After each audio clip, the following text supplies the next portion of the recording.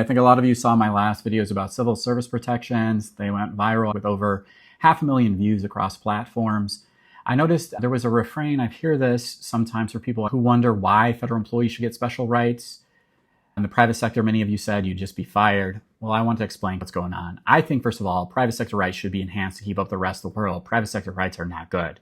But that said, for federal employees, we definitely need expanded rights, and I think all taxpayers should want it. Here's the truth.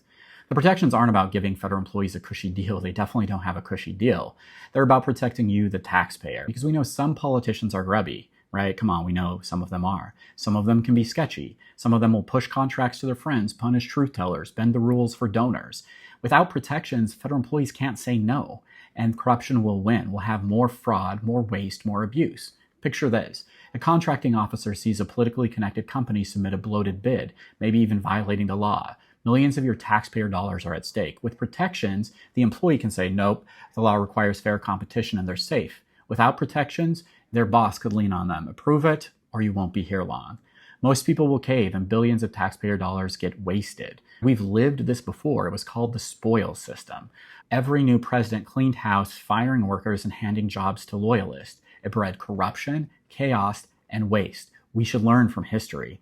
In fact, it got so bad in 1881, President James Garfield was assassinated by a disgruntled office seeker. The tragedy shocked the nation, and eventually the Pendleton Act was passed. That's the law that created a modern merit system.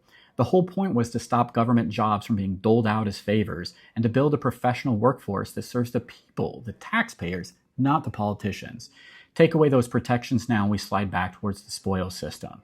Federal employees won't follow the law. They'll follow whoever keeps them employed if you put their personal lives in jeopardy. And you can't blame them for that, right? They'll stop being watchdogs for the public and start being political survivors. That's not accountability, that's fear.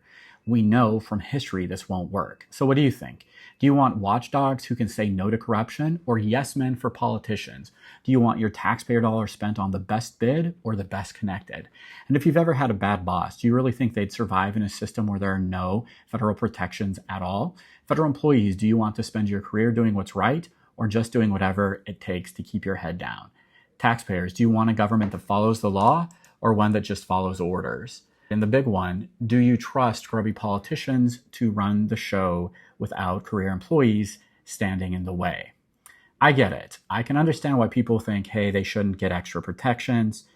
The truth is, they're different. Federal sector employment is different from private sector. In the private sector, there's lots of jobs. You can go to different companies. But usually for most federal employees, what they do is so specialized. We're also losing out on talent that has experience. You can't just easily rehire people as well, which I think we're going to see as well. So those are my thoughts. What do you think? Please let us know in the comments. Thank you, everybody. Take care and have a good day.